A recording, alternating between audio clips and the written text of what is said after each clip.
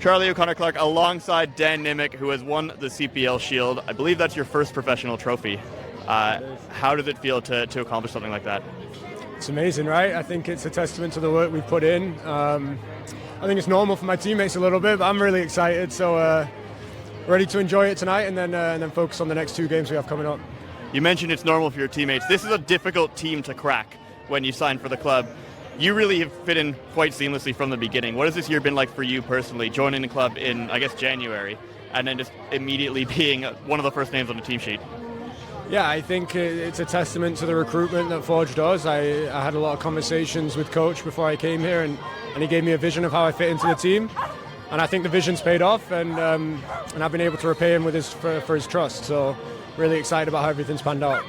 You guys set a new club record with the fewest goals allowed this season with Forge FC. Just how special has this defensive line been, this unit that you've been working with? Yeah, I mean, we got Jas between the sticks, who's really helped us out, came in clutch with those big saves that we've needed. And then learning from a guy like Alex next to me has just been great all year. I feel like my game has really developed. And I'm a different player to when I first signed here. So it's been really good. And I think that record that we've set is a testament to that. Absolutely. Just lastly, you're heading into the playoffs now. You have played in the playoffs once before in Halifax, but how excited are you to join this group on a quest for a North Star Cup? Yeah, I think it's a little different vibe going into the playoffs. I think the confidence is an all-time high, and we're looking to build off what we've done in the year. I think you've seen today when it really matters, we're able to put on a performance, and we're going to try carry that into the playoffs. Absolutely. Thanks, Dan. Congratulations. Dan Nimik, I think the most excited Forge player to win the CPL Shield this year. One of just a few of them not to have won it last year with Forge FC. But again, another trophy in Hamilton after the outcome on Saturday. You're listening to the CPL Newsroom presented by Volkswagen. Charlie O'Connor-Clark with Mitchell Tierney and Alex Gange-Ruzik this week. And we are going to start with that Shield lift and Forge FC this year because it was a special day on Saturday. Obviously, we went into the outcome not knowing, well, what the outcome was going to be, who was going to win the Shield. But in the end of the day, Forge and Atletico Ottawa both won, which meant that Forge kept their 2-point lead atop the table. A very, very convincing and fairly dominant win for Forge over York United 3-0 to lift their second straight CPL Shield and head into the 2025 CPL playoffs as the 1 seed. Obviously also getting back in the CONCACAF Champions Cup.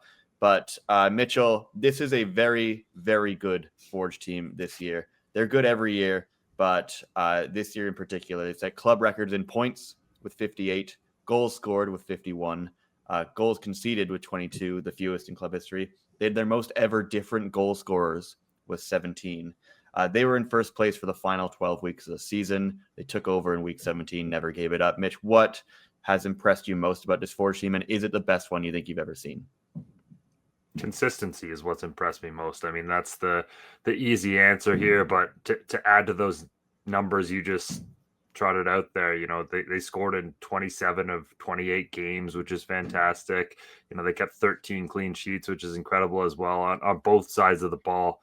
They found ways to score. They found ways to keep the ball out of their net. And again, over the course of Forge's history, like we've seen them kind of prioritize different competitions or the way the league season went. They had these little lulls and ups and downs, maybe around Canadian Championship games or fixture congestion or those sorts of things. And every time we kind of circled a match on the calendar, like, okay, here's a game that Forge over the years would usually either lose or drop points or those sort of things. They just seem to come out and deliver a fantastic performance. And consequently, a lot of those games this year were against Atletico Ottawa, where they're coming off the back of some big game where they traveled in the Canadian Championship and then had to put up a big point or 3 points at the weekend against the team chasing them. And they were always able to do it this season. And again, that's why they're the last man standing here. That's why they lift this CPL Shield. And in terms of being the best Forge team ever, I think there's a really strong case to make with all of those numbers we've just trotted out, with the way they were able to handle. Again, it's a 28 game sample size. It's a huge sample size of how good this group is. Now, internally, we know how much the North Star Cup means to this team. That's going to always be the standard. Like, I think winning the last game of the season, not the last game of the regular season like they already did, but the last game of the year as a whole, that CPL final is what this team is going to measure itself by. So I think at some ways, that's probably the standard we have to measure them by as well. If they're able to do that, I think that's the only way that them internally are going to consider themselves the best Forge team ever. But they have every opportunity to do that, and certainly if they do, like there's no question whatsoever that this is the best Forge we've ever seen, and that's saying something. Yeah, absolutely. I know that Forge's players chose after the game on Saturday not to touch the CPL Shield. That was a choice the team made in their huddle at the end of the game. But this is a significant achievement for this club. It has to be said. Winning the Shield twice in a row. It is difficult anywhere in football to win a league, right, over the course of a long season, to be that consistent, to finish top of the table, especially when you consider this year's Forge team compared to last year's.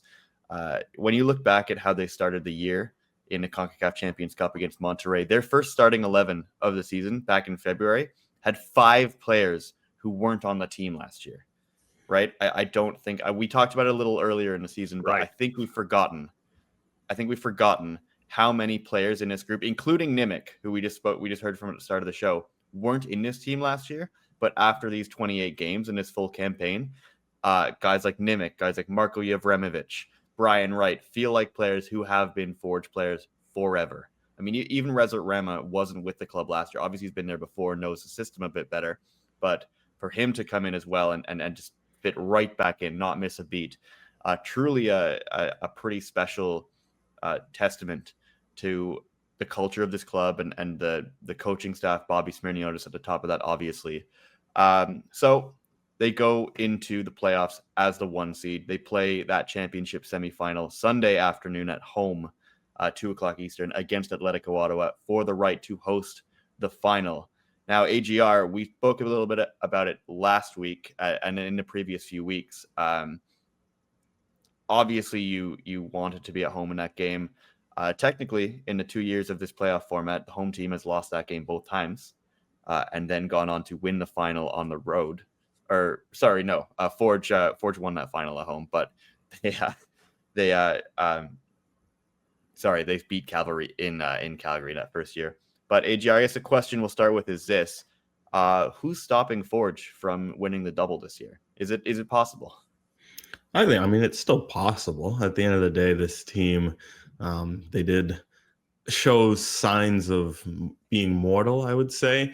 And I mean, obviously losing to Cavalry and Valor within a few weeks of each other was a big stretch.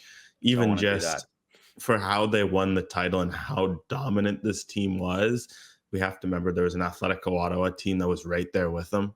And Ottawa let a lot of chances go, so to speak, like especially these last few weeks for Forge. Maybe drew a few games they shouldn't have. Ottawa could have evened the score heading into the final week, right? It was really Ottawa that missed. It felt like Ottawa missed the swings and Forge was just there, ready, almost relieved to get it over the line in the end. All that to say, like Ottawa's right there with them. And then you never know. Cavalry, they are the defending champions after all. You can't write them off till it's over. And then Halifax and York will have something to say. But no doubt Forge are the favorites. Like you mentioned, this is a significant achievement. Like Mitch said, it's a 28-game sample size. There's a certain maturity about this group that wasn't there. And I think that's what really stood out from the recruitment. Most years when they were filling holes, there was a bit of an eye on the future, an eye on potential. And I think that was still there this year, but the way they recruited, just you look at Mo Babuli, Brian Wright, Dan Nimik, Marko Yevremovic, Rezat Rama, there was such a clear and intentional design of bringing in experienced guys that can slot in right away. Like there isn't a bet of, we need you in 2028, 2027. These are guys that are going to help today because they know the league, they know this team, they fit the team. And I think that's what makes their transfer dealing so impressive, because there was, like, we have to remember, this is the start of a cycle. Like Forge lost last year. It was the end of a 3-year cycle. And they're like, all right, let's refresh things. Let's get things on a new page. And they pretty much got this cycle started in the perfect way. And I think that's what's most interesting heading into the playoffs for them. Yeah, that's a great point. I mean, this is a Forge team who, again, you're right, didn't quite kill it off as much as they would have wanted to over the last few weeks of the season. They let Atletico Ottawa keep pace at times by dropping points. Ottawa didn't take advantage of those opportunities, I'd say. But I mean, Forge, I think they only won 3 of their last 8 games, which goes back to those losses to Cavalry and Valor. They're until that York game, they'd won 1 of their last 4. They got a lot of draws where they're just kind of not clicking at the rate that they sometimes are. But part of that, and part of what we saw on Saturday against York, was they'd managed the squad quite a bit. On Saturday, I think that they kind of emptied the clip. They put the full Borges, Becker, Hajabrapor midfield in there. You've got David Chouanier starting. I think he has to start a playoff game, by the way. He was their best player on Saturday, even though Brian Wright scored a pair. It's a team that plays at their best when they need to be at their best. And they largely have been historically under Bobby Smyrniotis, but they have been playing, meaningful football the last few weeks. They didn't clinch a Shield several weeks before the end of the season. They didn't know they were going to finish second several weeks before the end of the season. So I think that that also helps them going into the playoffs. They're playing with momentum, they're playing with form, they're playing fit, and they've managed the squad so well throughout the year that I think they have more gas in the tank than they have the last few years. Kyle Becker has not started every game this year. Tristan Borges has been managed. Pretty much every player, except for most of the back 4, they've pretty much played every second of this year. But most of this Forge team has, I think, been managed well to ensure that they're peaking at the right time of year, because you did see them maybe tire a little bit towards the end of last year, which gave Cavalry that kind of upward trajectory over the last few weeks. But anyway, lots more to come from Forge. We'll get into that first versus second game between Forge and Atletico Ottawa later this week, and we will kind of break down all of the possibilities and the storylines heading into that one. But it is going to be a lot of fun championship semifinal between Forge and Ottawa on Sunday afternoon at Hamilton Stadium. And just to wrap us up here and put a bow on Forge winning a second straight CPL Shield, here is their manager, Bobby Smyrniotis, who had a lot to say about just how special this group is to him. Charlie O'Connor Clark alongside CPL Shield winner, head coach Bobby Smyrniotis of Forge FC. Bobby, you know how hard it is to win in this league and to do so consistently week in and week out. How special has this group been this year? I think it's fantastic. We did this last year, to do it 2 years in a row, changing over a squad, new faces, the quality of football has been fantastic from this group. And we keep on talking about the consistency, but at some point we start talking that 7 years, you don't see this much in North American sport. What these guys do, what they do is special each and every day, and it's a testament to their work. 2 seasons in a row, Shield winners. Hasn't been done. I don't know when it's going to be done again, but we'll hopefully try it again next year. Absolutely. I don't think enough people quite realize how many new players you brought into this squad this year. At the start of the year, I think you would have 5-6 new players in the squad every day. How hard has it been to integrate all these new players, but how important is the identity in this group that you can do that so smoothly? Yeah, to be honest, you think it's hard, but when you see the quality of the group, the mentality they have, some of these guys with a lot of experience, some with little experience at all, and just the openness they have to learn, I think that's the most important thing. They're just a fantastic group to work with. They love being pushed. They love being pushed tactically. That's not an easy thing to find. Just great year all around. Obviously, we have a couple more games to go. We want to stay sharp, but we don't have to underestimate this achievement. It's massive. It's massive for the club. It's another trophy in the case.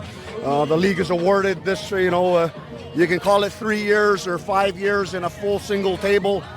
We've done it 2 out of the 3 or 3 out of the 5, whichever way you want to look at it, along with the 4 other ones. So we're happy, and we know we have to keep on going, and I think you see that in these guys.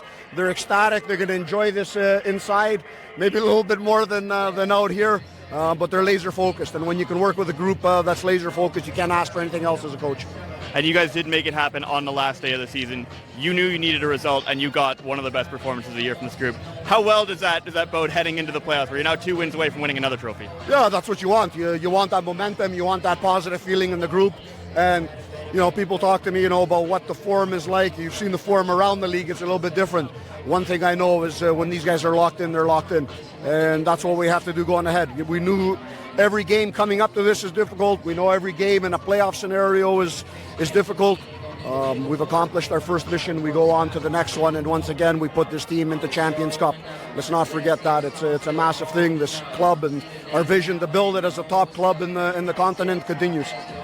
Playoffs start next weekend, but for a third year in a row, there is a trophy in Hamilton. You got a chance to make it two over the next couple of weeks. Bobby, congratulations.